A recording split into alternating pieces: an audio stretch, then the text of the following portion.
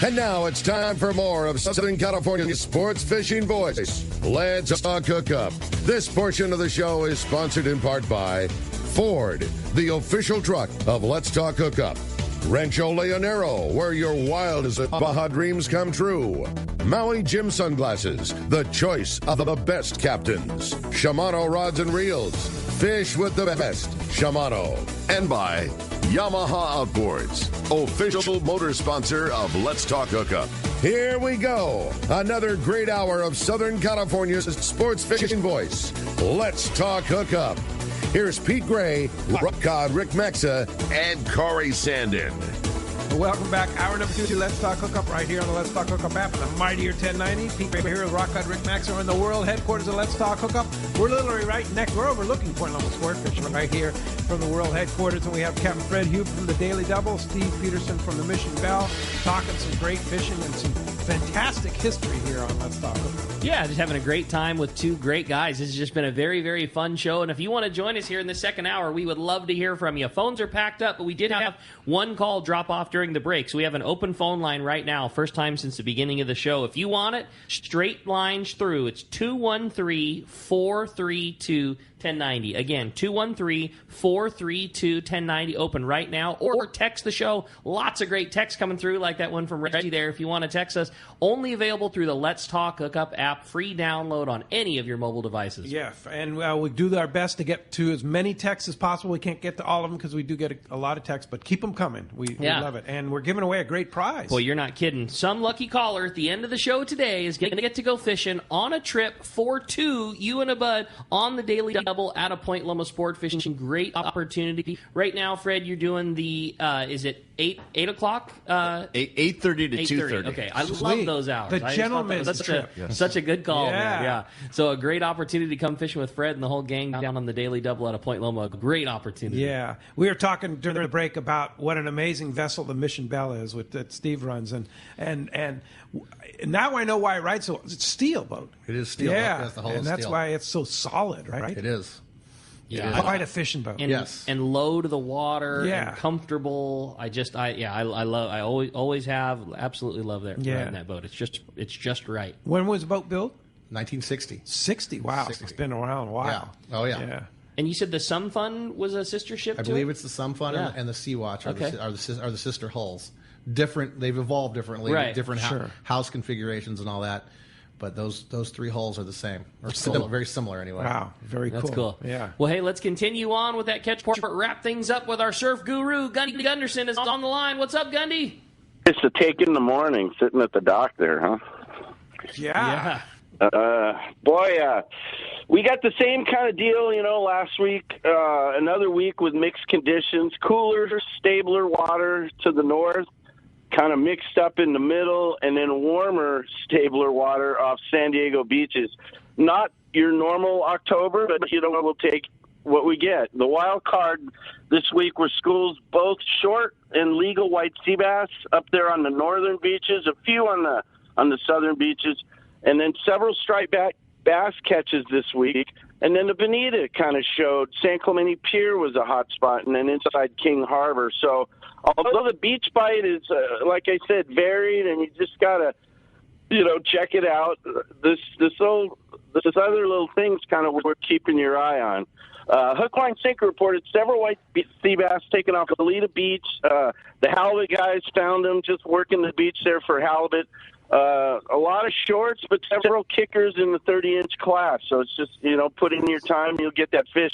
Smelt, brown bait, pattern swim baits have been getting the bites up there. Wiley's reported legal sea bass catches off county line, and we've been reporting that here really for the last several months that they've been catching some sea bass up there. There's kelp stringers and a little bit of scattered stones in there. Real good habitat. Some mixed, same kind of mix with shorts, and then I think a 34-inch fish was the top legal there. Cut squid is working for those guys as well as the swim baits. Big Rock kicked out a mix of calico bass, sand bass, sheephead sargo, yelping croaker. Shrimp's been the hot bait here, and in the rocks there, you find the right conditions on the beach. The bite's still very good. Just Fishing reported several striped bass taken off El Segundo and Hermosa beaches. Cut anchovy has been the best bet here. Guys are just casting the long rod outside the breaker, you know, on a dropper loop rig or a sliding egg sinker, and those fish are coming around. Top fish, I think, was 8 pounds. Big Fish reported a good yellowfin croaker bite off the Seal Beach Pier. Bloodworms working on fish to 3 pounds. A 4-pound, 2-ounce fish was taken on a ghost shrimp. Hogan's and Dana Point reported good bonita action off the San Clemente Pier. The early mornings, the evenings have been best. Small colt snipers, crocodiles. Most of the fish 1 to 2 with some 3-pound kickers, so not too bad. And then finally, the catch of the week, one of our Camp Pendleton Marines, Zach Ackerman was his name to be exact, throwing a 115 flash minnow off the base jetty there, stuck a 36-inch, 17-pound striped bass. I got a picture of it, and we put it in the newspaper there. Beautiful fish. You know, he was just in the shop, and they were talking about, he's a freshwater guy, talking about how these hard baits work here, and he went down to the beach, and wow, you know what I mean? 36. And then one last thing on a kind of on a not a happy note, but Huntington Beach there has an oil spill right now, and I guess from what I understand, it's all the way down off of river jetties this morning, and they're trying to hold it out of the Talbot Channel and the estuary. So very unfortunate up there, and place to stay away from for a while. So and that's about it, gentlemen. The air show today, and they canceled the air show. Just unfortunate. Yeah, totally bad one. Yeah, not good. Bummer. Not good for the surf guys. Hurt ya. Yeah, no doubt about that. But appreciate you taking such a great time to compile such a great report as always, putting us on it, and we'll look forward to talking to you next week. Yeah, there's some dandy catches there, you know. So it's just about putting your time in, guys. I always like hearing. Have a good week. Great show, guys. Right on, Gunny. Right. Appreciate it as always, buddy. We'll talk to you then. Well, that is going to wrap up our catch report today. Want to remind you, check surffishtackle.com for all your surf fishing reports, tackle, and more. All right, let's jump into those jam-packed phones. Packed they are. Ed in Mira Mesa is up next on Let's Talk Hook. Actually, looks like we got to Ed. Yeah, Daniel from Rancho Cucamonga is up next. Sorry. Good morning, Daniel. Good morning, guys. Hey, Daniel. Yes, I have a question. Hey, I'm starting to get into fish with jigs, so I went and bought myself a Trinidad 20 and a CalStar 900. So I want to put braid on it, but I'm not sure about the top shot. Do I go 30 or do I go 40? If you're fishing surface iron, you want to go with 40. I would think about straight mono. I mean, I don't know. If you have some good reason for wanting to cast your surface iron with braid, that's fine. But boy, oh boy, there's a lot of really, really good jig fishermen that stick with straight 40-pound mono. And if I don't know, it's your call, but I wouldn't necessarily go with a braid route from the get go. Yeah, if I'm going to cast braid with a lure, I'd like to do it with a reel that has a level wind on it, like a Tranks. If you're going to cast braid, you know, honestly, totally. Yeah, totally. Yeah. The only. Again, I just completely feel exactly the same as Steve. I think the only place for braid on that reel is maybe 150 or 200 yards of it. The only reason being so that you're winding on 125 or 150 yards of mono instead of 300 yards of mono, whatever it is. Like, you want a full, just in my opinion, you want a full cast length plus 25 yards. Like, the amount where on your very best day, the best cast you're ever going to make, you still have 25 yards before you get to where that connection is. And you know, your braid is just filling up some of that space. Outside of maybe a big bluefin tuna, you're never going to get spooled on your surface iron outfit. You might get rocked and you might lose them in plenty of ways, but you're not, on a Trinidad 20, you're not going to run out of line. Like, you don't need it for line capacity reasons. All right, hope that helps you out. Thanks a lot for the call this morning. I just posted on our Instagram, Let's Talk Hookup, and Facebook, Let's Talk Hookup Radio Show, a picture that Fred just sent me of himself and Mel Shears. Yes. Tell us about that photo. So it's towards the end of Mel's career. He was in his 80s, and he was still running the double relief. He was a relief captain. And, wow. You know, and you were running the double at that time, too? No, that was right before I got my license. So I'm thinking that picture was maybe 81, 82. 81. How old are you in that picture? 20, 21, 22. Wow. That's cool. Wow. So, we take care of Mel. I mean, he was this far out old man that came down from Lakeside, and he'd seen everything, and he was uncanny. He could catch fish, and he just had such a good feel for things, and he was so neat to be around. I mean, he was like a grandpa to us. Yeah. And we always looked forward to fishing with him, and he had a different way of looking at things, and ran boats into his 80s. Yeah, but he'd come down, he'd be singing and just just happy to be there. Yeah. Just still stoked to be there. That's so cool. And it was always neat to work with him, and we had a lot of fun. And I looked up to him so much. You talked about Jedi mentors. Right. Yeah. Mel was kind of it for me. Just somebody that had a fishing sense and presence. And but he was lighthearted about it too, and he wasn't. So many guys in our industry, they get crazy, and you got to do this exactly like this, and running around and yelling and uptight. Where Mel just kind of took everything in stride. That's and cool. I try to kind of model myself around that, is to. Okay, let's not take this too seriously. Yeah, well, check that out on our Instagram and Facebook page. It's a classic photo. That's really to cool. say the least, right? Very cool. Yeah. But we had a fun text come through. It says, this is for the boys. It seems that sheepshead fishing has escalated in the past 2 or 3 years. Is that because we are targeting them more, or is there an environmental change that made it happen, or does it due to the change surrounding live fish traps? Just curious on your guys' opinions. We had... I think something that really opened my eyes, in the 80s, we had some El Nino years where there was a lot of red crabs in the water, and we put together some phenomenal catches back then. Tim Voklander was running the double in like 83, and I remember some good catches with the red crabs, and then. Moving forward, I don't know, it's like 5 or 6 years ago, we're fishing bass, and there's a group of 3 guys that came out, and they had some frozen red crabs. And I watched them in the middle of a very good calico bass bite basically throw on limits between the 3 of them. And it kind of got me thinking, and more people started bringing shrimp out as an option. And it's just kind of slowly opened my eyes. But as far as the live trap guys, like Brian Kilhara, he'll do it. And I've talked with him a little bit, and he's like, Fred, there's a lot more of that fish there than you realize. Really? And, as they're trapping them live, selling them live, that fishery... they go out and they're pretty consistent. Uh-huh. And their quota is small to where they can't do it all the time. Yeah. But it's one of those fisheries. It's like it's right there. Yeah. And it's like, what do you know? There they are. There they are. Yeah. So that's cool. And I think more and more people's eyes are open to the fact. Was it Dana Landing? They're just talking about fishing more shrimp and clams. We spend so much money on live bait. I mean, it's a lot of our money goes to live bait, and this whole idea of I got to spend more money? Let the passengers take care of it. Tell them to bring their own. And it's like, well, yeah, but I want to make a catch. Yeah, you want your passengers to catch. Yeah, and it's like we're charging more money to go fishing with us.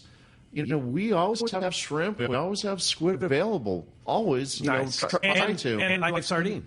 Yeah. Or anchovies. Or whatever the live bait is. So it's just, I want to be flexible. I want options. I want every possible means in front of me to, and if it means spending $100 on a case of bait, okay. That's okay. Yeah, for sure. You can't. As soon as you get cheap at the end, guess what? You're you're doing a disservice to your passengers. Yeah, and I want every option possible. I love it. That's All cool. Right, let's jump into the phone. You got it. Well, they're packed up. Rory and Wilmar, you're up next on Let's Talk Hookup. Rory, thanks for joining us. Marty, it's not a good day. I looked at the marshes and the beach in Newport and Huntington Beach. 126,000 gallons of oil, and was spilled out of the oil derricks about 5-6 miles out. And the marshes in Newport Beach are like they're filled with oil. In Huntington Beach, they closed the beach down. They don't. The oil's on the beaches around Huntington Beach Pier. Yeah, that's awful, for sure. Bad deal. Yeah, well, hopefully they get it cleaned up quickly and we can move forward on that. It's not a good thing for sure, Roy. But thanks for the info. We appreciate that. Yeah, no doubt appreciate about it. That very much. Well, let's jump back into the phones and talk to Sam. Sam's called us from Irvine this morning. Good morning, Sam. Welcome to Let's Talk Hookup. Good morning. Great show this morning. As we move past this bluefin thing and get into the winter here, maybe we won't get past the bluefin thing, but the on your boats, are you guys seeing anybody use all the flat falls and flat-sided and the slow pitch jigging on any of your trips, or is it mostly just bait? All those lures all work at times. It seemed like this year. Well, I don't know if you're referring to the yellowtail bite those flat falls and stuff, and then the bluefin, of course, do. This early summer, we had good fishing of the vertical style lures. We're not doing any of that nighttime stuff because we're not out there at that time, and that nighttime is all flat falls and all vertical jigs and knife jigs and whatnot. But this early summer, that with those bigger fish, we had some good fishing with various types of vertical lures.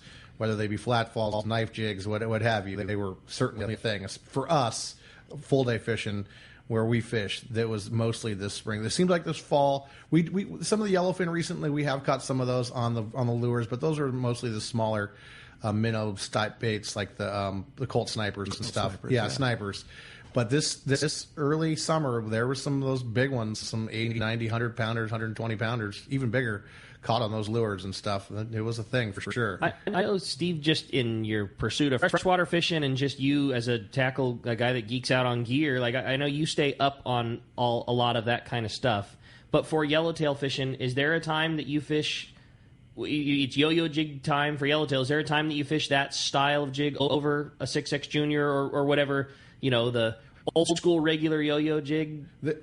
The time I think the flat falls and stuff, especially the heavy ones, and the knife jigs. I've seen it where when we have just real quick windows of opportunity where the fish aren't sticking with the boat at all, and the first guy to the bottom with a yo-yo jig or a knife jig gets a bite. Mm-hmm. And in those instances, those knife jigs and those flat falls certainly sink faster than a 6X Junior, especially a 6X Junior. The full-size 6Xs and stuff sink pretty quick, but I've seen it where the first guy to the bottom, or the faster you can get to the bottom, the better. And especially deep, if you're fishing in over 25 or more fathoms and 30, 40, 50 fathoms, especially like a Colnet or something, or where there's a lot of current or a lot of wind, and getting to the bottom is not super easy. Mm-hmm. That's when I think that those heavier flat falls sink faster, and the knife jigs sink even faster still. I've seen that as a thing. There was a period when I thought, that the 6X Juniors days were numbered, but not so much. The 6X Juniors and the 6Xs and whatever, other miscellaneous, right? Tatty 4.0s, what have you, Tatty 9s, still have their place, and especially when its rod is relatively shallow, 20 fathoms or less. Those 6X Juniors are still, they're still powerhouse. Still the king. Pretty much, yeah. Those there was when those flat falls first showed up, I was skeptical. And then we had a day when we had 10 guys with them tied on. And oh my goodness, we're not catching anything. And oh my goodness, we are. Those 10 guys made your fish count. These things are for real. That's cool. That's cool. Yeah. Hey, interesting. Thanks a lot for the call, by the way. Randy from Vista had an interesting question here. It says, hey, have either you ever caught tuna of any type in the kelp area? Which is interesting. Like half day tuna in the kelp, or we know we catch them over at Coronado Islands. Yeah, right? The 5 minute kelp is is the bluefin, is one of the bluefin spots. Yeah, South Kelp Ridge and 5 minute kelp are Tuna Rock. Are part of the same piece of structure more or less.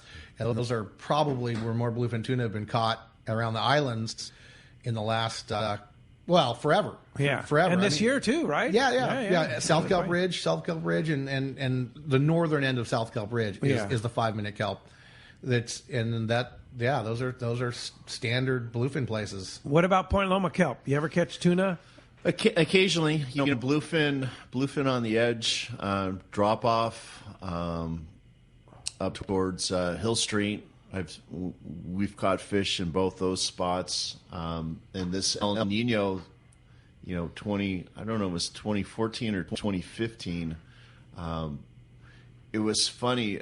Myself and I think there was another captain on the boat at the time. We watched a spot get up inside of the Whistler buoy, like northeast of one, and I think I was on the tank chumming, and I just kind of stopped and I looked at it, and I don't know if it was a deckhand, but somebody said that's tuna, and it's like I was just speechless, and it was the kid, it was the young kid that was the first to say that's tuna, and it's like it's tuna. Yeah. And I'm pretty sure that was yellowfin that day. That's cool. That was, yellowfin. We've got yellowfin at the islands on the anchor within the last 5 years at the rock pile.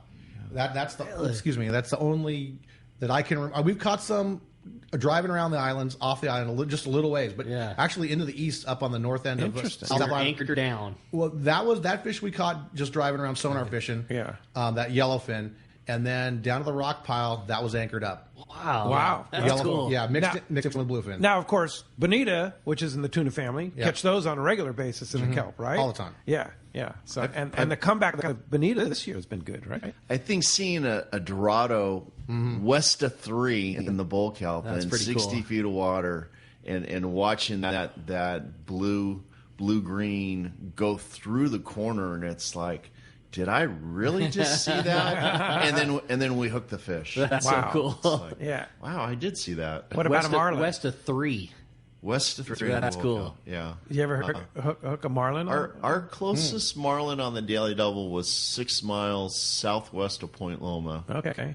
And that was like 83, 84 El Nino. Uh-huh. We've hooked several marlin at the islands, anchored up, some at the rock pile, and then some up at North Island. We hooked one a few years ago, and we were fishing next to Ryan on the San Diego, and we hooked the marlin, and it swam underneath the San Diego, and it was jumping on the other side of the San Diego. It was pretty. We lost it, of course. Yeah. But we see them in there, and we've hooked them. We've never landed one in there, but we've hooked a few in there. You always hear about weather side of north. There, that's the zone. Yeah. It's deep water, The other side of north. And so, while we're on that subject, what's the strangest catch that you have seen in your fishing careers, guys? Steve? You go first. I can't think of anything really great right now. Strangest catch, because I always get caught with my. We caught years and years ago. I was running shark trips on the Daily Double, and we caught 150-pound big eye tuna on a shark on a shark trip. On a shark trip, like in the dark. In the dark, cool. on a chunk of skipjack, on a wire leader and all that. We caught a big eye. It was pretty cool. 150-pound big 150-pounder on a rental pole, on a rental rock cod pole with a 6.0. Oh my! Yeah, with a dog ear dyed, and so the reel was a knuckle buster. Sweet. Whoa! Yeah, it spun backwards. It took about 9 guys to wind it in. This may not be the strangest fish, but we had a conversation about a few weeks ago on Let's Talk Hookup was the how many more of those triggerfish we're starting to see being caught. Do you guys see that at all? Point Loma and the islands and that kind of stuff. Absolutely. Yeah, we're more and more. Yeah, and a Popeye catalufus. Yeah, that's a good one. We've caught some of those. I remember the last one we caught at the islands was at around the Genoa. But we had a guy catch 2 triggerfish on one Lucanus jig at the islands. one in each hook. That is impressive. That was pretty cool. That is very impressive. Yep. Some really good. We had an amberjack in the last few years. I remember that. Really? Yeah, a little amberjack. I'll be darned. And all this tropical stuff. And that was right in the mouth of the harbor. And that was legit as could be too. I remember seeing the photos of that thing. There's no denying what that was. It was not a yellowtail. How about the striper you guys caught from the? Yeah, right. That's got to be the one. Yeah. That's coming back. In my youth, I've got a fishing game chart. Regs, the short little. In my office from 1975 or 6, and it talks about striped bass, and you don't even see striped bass listed anymore on that. So when we caught one this summer sitting at the dock, the boys were fishing baits, at the end of the day. Yeah, tied up to the dock. And we caught a striped bass at the dock. This year. Yeah, right off Mitch's porch. Now, and of course, salmon, right? You've got salmon. Yeah. Half-day salmon. Salmon, it seems like that's more when there's anchovy, when we're in a colder water cycle and there's, predominantly anchovies as our bait fish, that's when you see the salmon. Yeah. Right now, it's been a while since. Okay, here you go. Here's it's all coming back to me now. Well, strangest catch. I mean, that's tough, and it's like there's so many different things we've seen. So the first year, the kids' tournament of Day of the Docks, the first year when we found the International Reef, they put it in, and we didn't know exactly where it was. We finally pinpointed where it was. The first trip we fished was the kids' fishing tournament for Day of the Docks, and we had 100 huge sand bass. But it was the first and only trip I ran where we caught a salmon and a yellowtail on the same trip. Wow, that's pretty cool. I've never seen a salmon and a yellowtail caught on the same trip. Yeah, no doubt. Since then. That's impressive. That's cool. Hey, when we come back, we got a lot more Let's Talk Hookup coming your way. More of your phone calls, more great questions and texts. You stay tuned. It's Let's Talk Hookup, Southern California's sport fishing voice on the mightier 1090.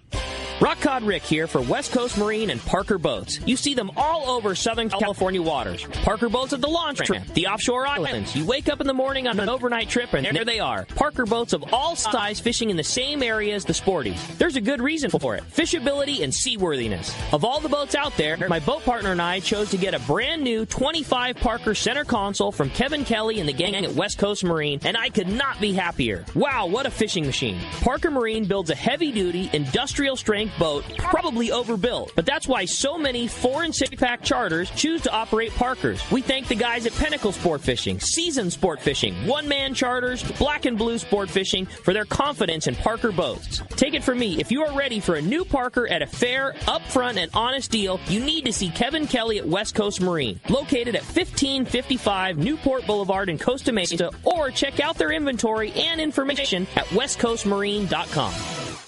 All of us at the American Angler family want to express appreciation to our regular passengers that fish with us year after year, and to the new anglers that came out this last season. We realize how precious your vacation time is, and we are truly grateful that you have chosen to spend this time with us. It's important that your experience is memorable, from the moment you call the office to the time you step off the boat. Hi, I'm Lori. Call me at the office, 619-223-5414, or check us out at AmericanAnglerSportFishing.com. Come fishing with the American Angler family and make a memory.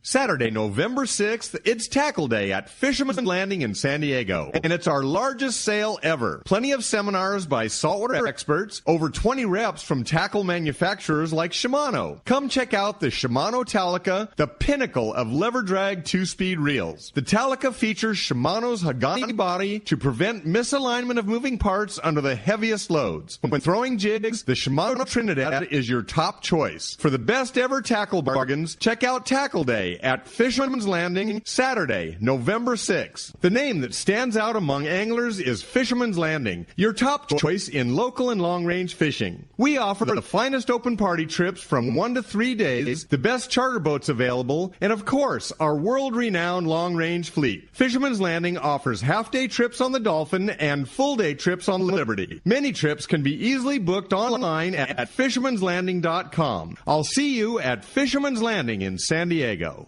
Have you been looking for a live bait hook that keeps live bait alive? Look no further than Japan's leading fish hook, Gamakatsu. It's the little things that make the difference, and Gamakatsu hooks drive the point home. With an absolute perfect bend and ideal barbs, your bait swims harder and longer. And when you get bit, Gamakatsu hooks bite back with a vengeance. All hooks are not the same. Go with Gamakatsu for infinite success. Gamakatsu, simply the best. Check gamakatsu.com.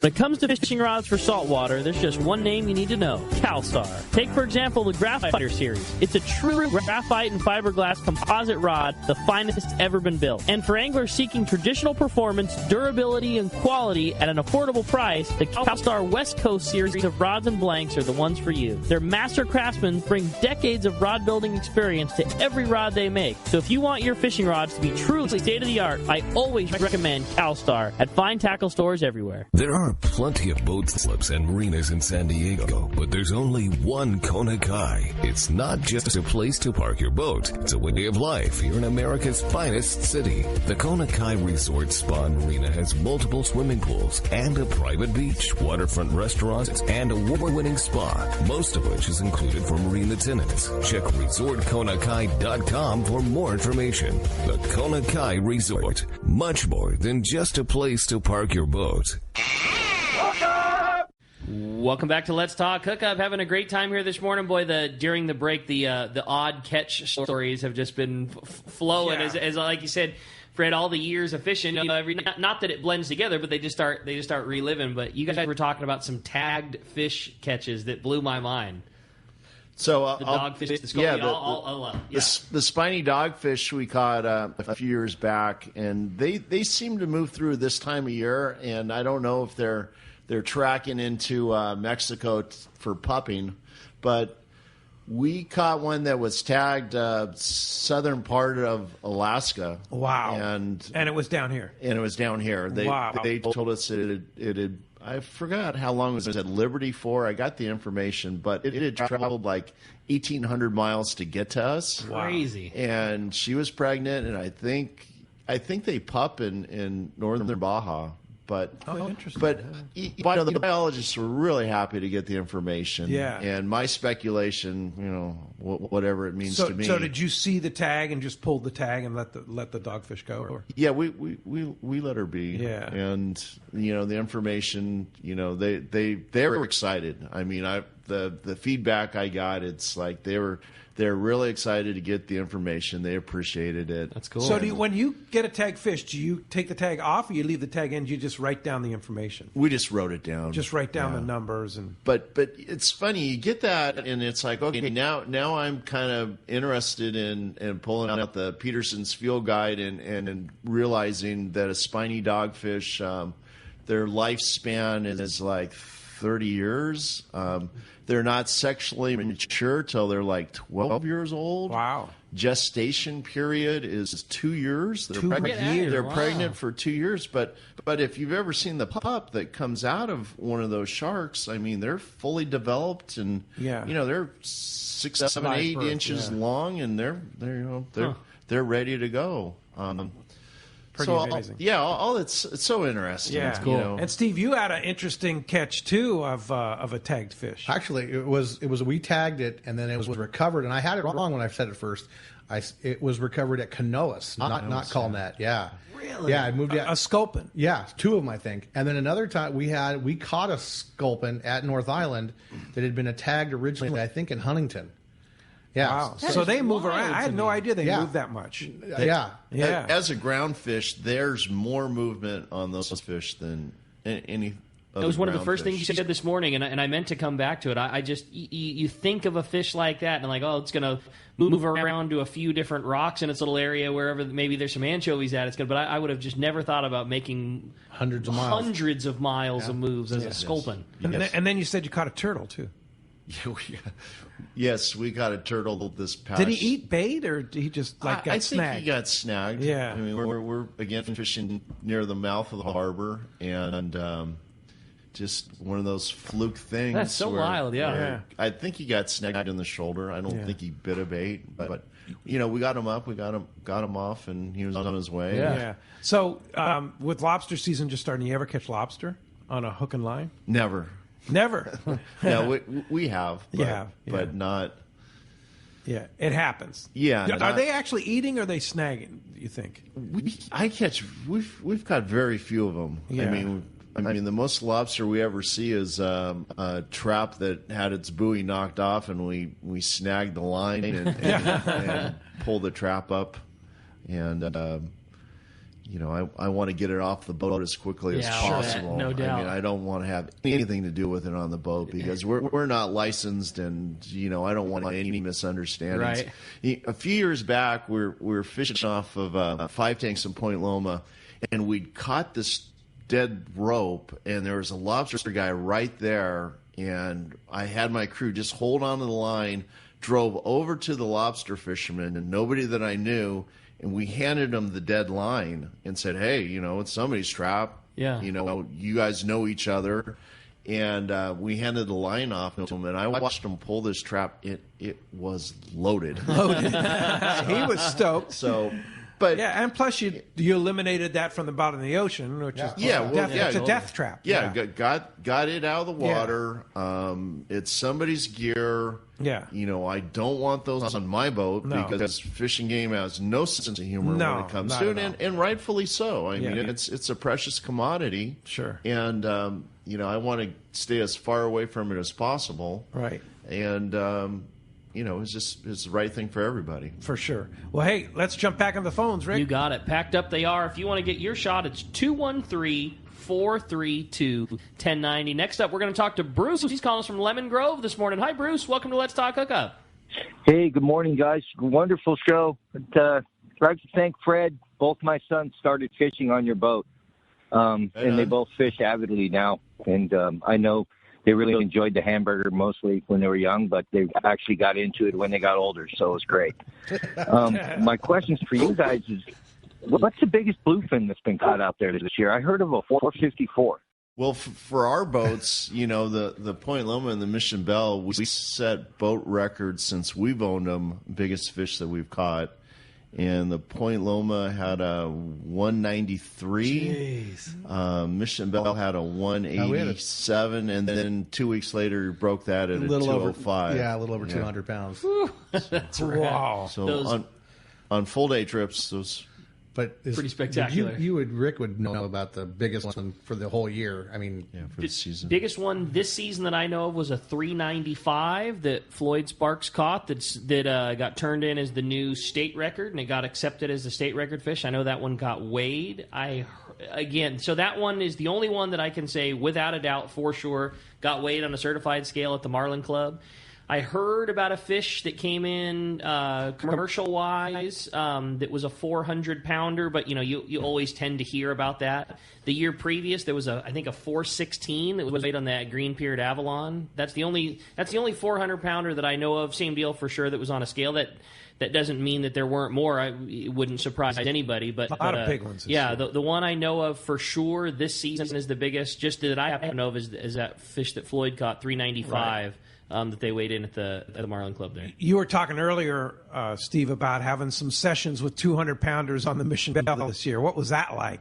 It's crazy. It's wild. we a lot of undergunned, not adequate tackle. We spent a lot of time pulling on big fish on 30-pound and 25 pound. And that was on a day trip, right? Oh yeah, catching a cow on a day trip. We had a trip.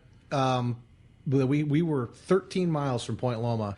And we had like 5 fish over 100 pounds. I was just, I know that skiffs and other people have had, as much big fish close or closer. But for me, it was just like, oh my gosh. And I was I had some young crewmen on the boat. I go, man, this is it. Remember this. Yeah. I mean, we've got 100-pound bluefin tuna, several of them. And we're 13 miles from Point Loma. There was a period there, I think it was July, where that fish was everywhere, it seemed like, right? Yeah, there were some catches made much closer than that, like 3, 4, 5 miles even. But that day, we were only 13 miles, and we had several fish over 100, and we had a stop where we had I think we had 12 fish out of that stop, or maybe 10. And the smallest was like 60, and the biggest was like 135 pounds. Were those all flatfall fish? No, bait. Rigs? Bait. Like what was the bait? One was caught on a stick bait. One was caught on a stick bait, and the rest were on live bait. Crazy! Yeah. Wow. That's so cool. That is good. Well, the phones are packed up. We're going to jump back into them. This time we're going to talk to Adam. Adam's calling us from Murrieta this morning. Good morning, Adam. Welcome to Let's Talk Hookup.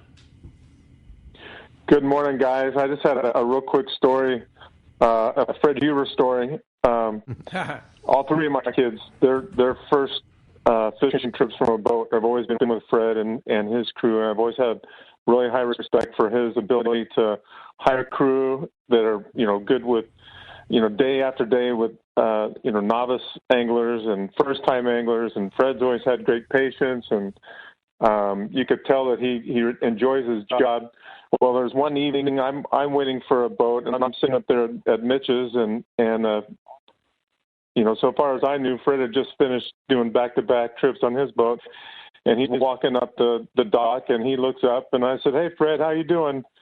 He stopped and chatted with me for a good half an hour. We just sat there and just, shot the breeze and just talked, and I thought, man, this guy just finished his day, and he's taking the time to talk to me. I just have so much respect for Fred, and I just wanted to share that because it was really cool for me to be able to hang out and talk with him.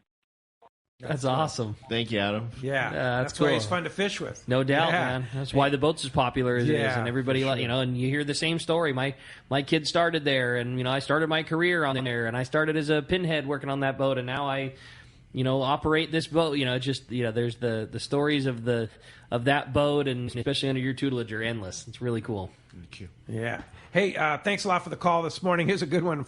Steve has to be my favorite captain to fish yellowtail. Watching him turn into an excited, happy kid when he's talking in good school is one of the reasons I love to kill yellowtail on the plug.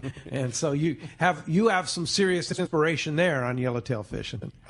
You know what? Honestly, I like seeing them on my sonar, and I get as much joy out of fishing them with the boat and chasing them around and doing and getting them in taking a school of yellowtail that are just minding their own business and making them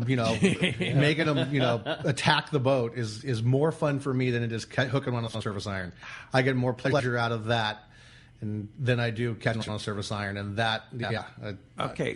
How do you make them attack the boat? Putting bait on them at the right time and the right way, and just the whole thing. The sonar is so much fun. It's just fishing on the anchor is great, but finding a school and going to where you think they should be, and they are there, and then tracking that school and then getting it back behind the boat and positioning it, and then you can watch them. You can watch them with your sonar, and you can watch them ball up and get scared, and you can watch them see the bait and they get excited and they spread out and like a wolf pack and just spread out, and as soon as you see them start to spread out, you got them. They're going to bite. And you're seeing all this on your screen. You can watch it on your sonar and watch it on your meter. The pursuit, like it starts with you going to where they should be, and then you see them out in front of you and to the left, and the boat is chasing after them, and they're going right, and so you go right and then left, and you get over the top of them and then pour the bait on them, or whatever, however it works out. That's what you're talking about. Something to that effect, yeah. Depending on, just sometimes you don't want to drive them over. Sometimes the water's too shallow or something, or whatever. Sometimes you want to put them down the side rather than down underneath the boat. But quite often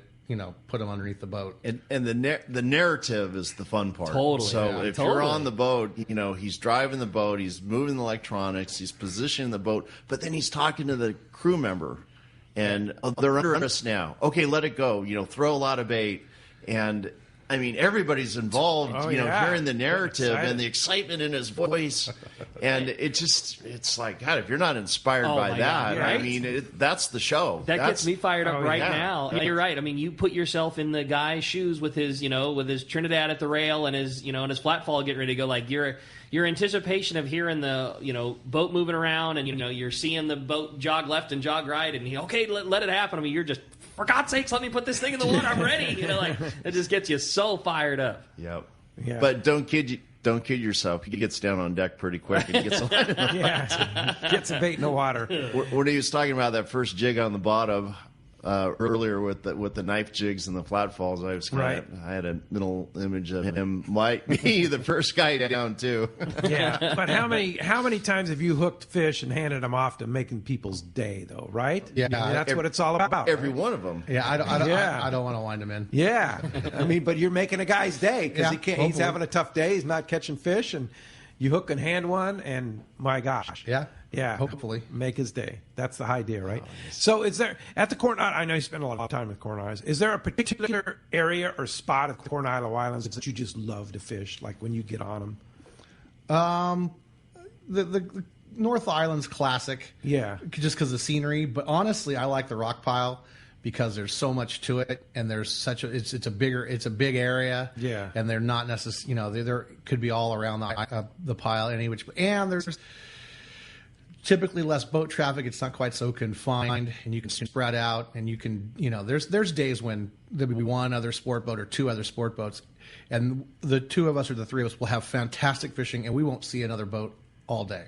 Wow. Yeah, and that is my favorite. That's this time of year. Yeah, this time of year, you go down there and and you find some new fish, and you go down there and just have an incredibly good day, and there's only two boats there, or there's no other boats there. It's just that's my favorite thing, is to be just on your own. Yeah, fishing that anybody would want to do on any type of trip, and there's nobody there. What about you, Fred? Point Loma Kelp area. Where's your favorite zone?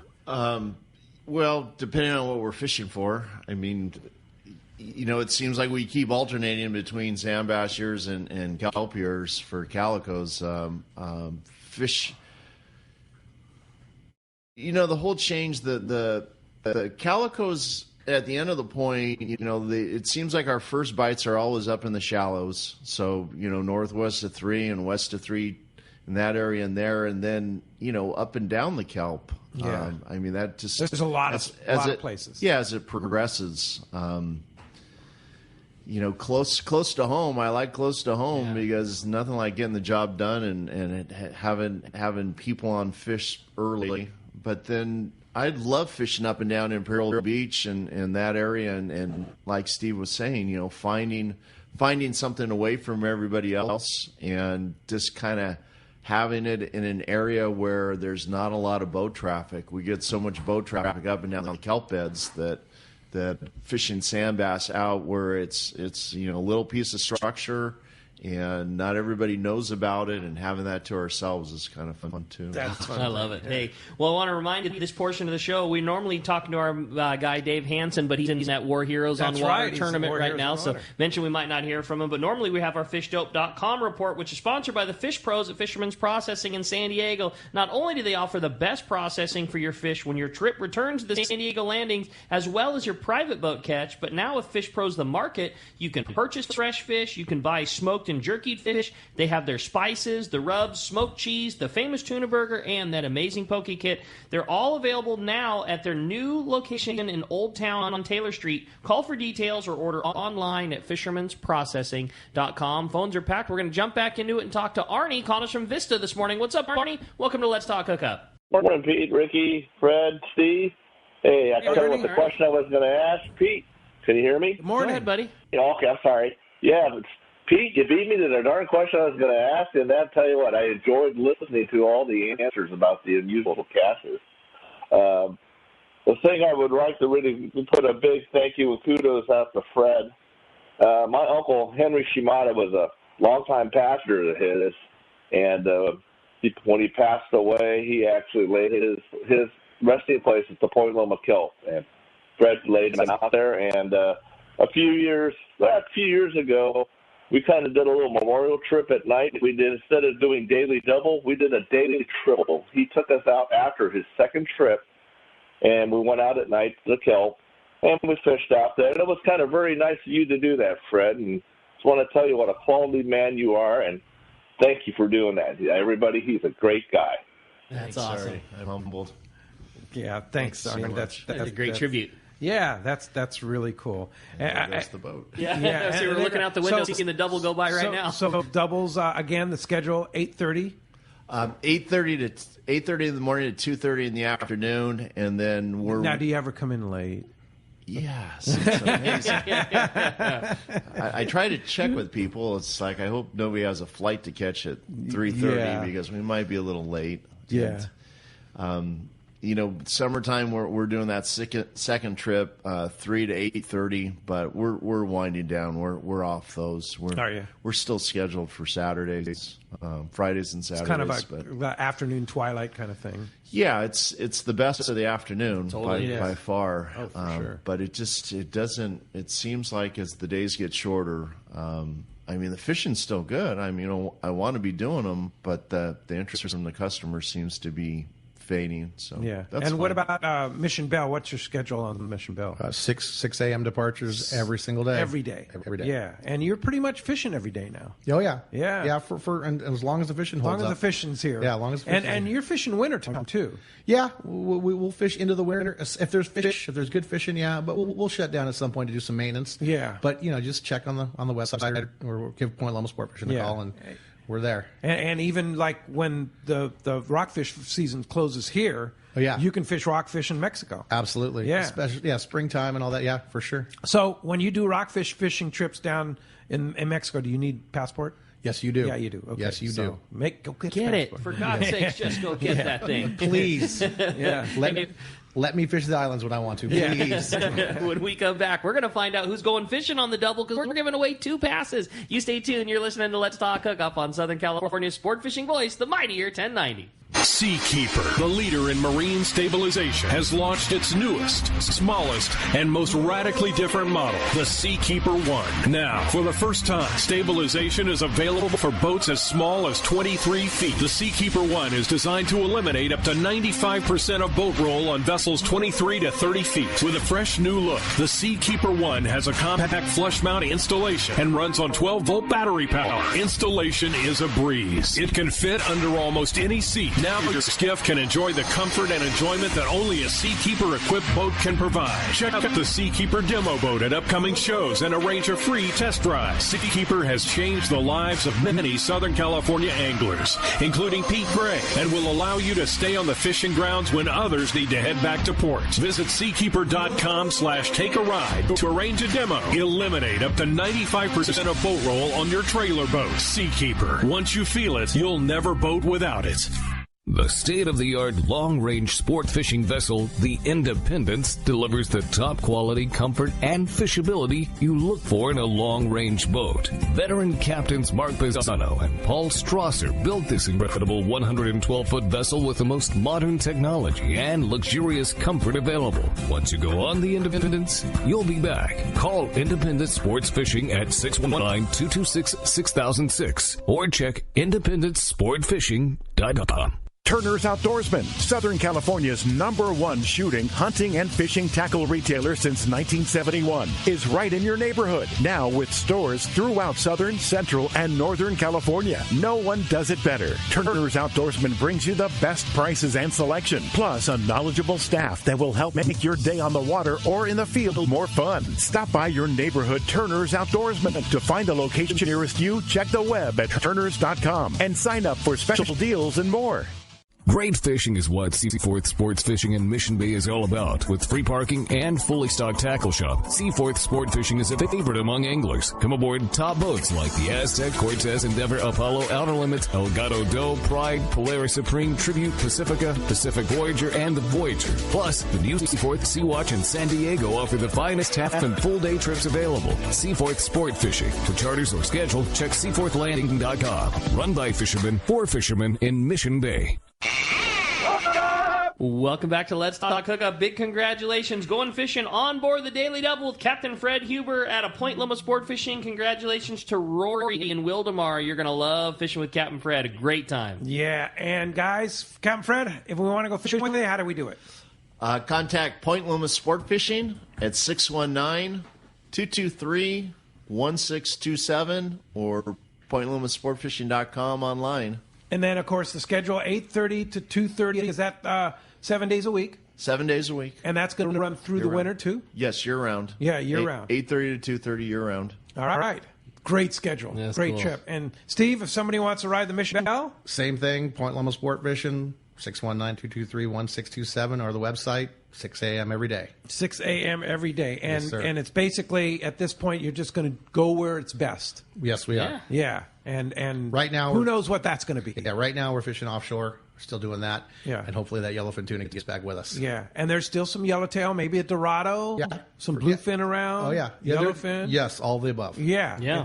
It's all possible because the water's still looking good. Yeah, it's good. I mean, there's still good water. Absolutely. It's just a matter of getting on fish. Down below, another day and a half guys had yellowtail kelps and Dorado kelps pretty darn good. Like a lot of guys had limits of, that's the next zone down and, water pushing our direction. I mean, there's lots there. It's the beginning of October. There is lots of great fishing still in our future. future. No doubt about it. Both full day and on the half day, too. I mean, who knows what the half day is going to happen. My favorite time of year. Yeah, I love 100%. And great weather this week. Get out on the boat and go fishing. Yes. Yeah, it's Yes, going to be please. fun. Yeah, yes, please. Yeah. Well, great having you guys, and always fun. Yeah, Point Loma sport show. fishing, Lots and of fun. really a lot of history. And so get on the boat and talk to Fred about history, too. He'd probably tell you a few stories. These guys are almost making me feel old. I turned 60 this year, but Yeah. 60 is the new 40, right? That's right. Yes, I agree with that. Well, thanks for listening today. Great show. Of course, I'll be heading down to Palma de Cortez this week with our group. We have 55 people in our tournament this year. So down to Palma de Cortez for our 27th annual Let's Talk Hookup Fall Spectacular. That's going to be a great time. And Ricky and Corey will be here next weekend. So that's going to be a couple good shows. Next Saturday, Rick and Corey are going to talk tuna and calicos. That was such a popular show. And then Corey's fresh back from Sejos Island fishing charters. He gets back Friday, and he's going to be on the show on Saturday with Rick, and they'll be talking a lot. Yeah, for sure. And then next Sunday, Rick and Corey will have Carl Schmidt from Fisherman's Landing on the show, and then Ricky gets on the Shogun and heads out on our 6-day Let's Talk Hookup trip. So a couple of great shows next Saturday and Sunday. Thanks to JP for manning the phones and the board. Thanks to Adam for on the app, and we'll see you next week right back here on the Mightier 1090 and the Let's Talk Hookup app.